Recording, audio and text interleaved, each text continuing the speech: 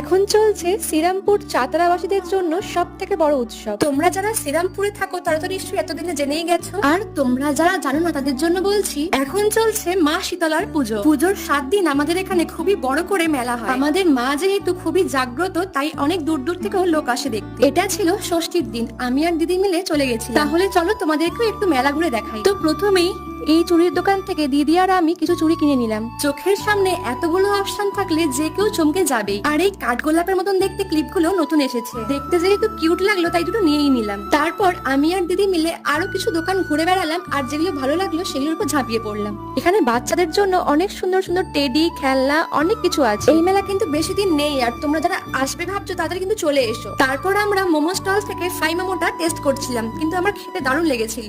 আর আমরা প্রত্যেক বছর মেলায় গিয়ে এই জেলি ফুচকাটা ট্রাই করি।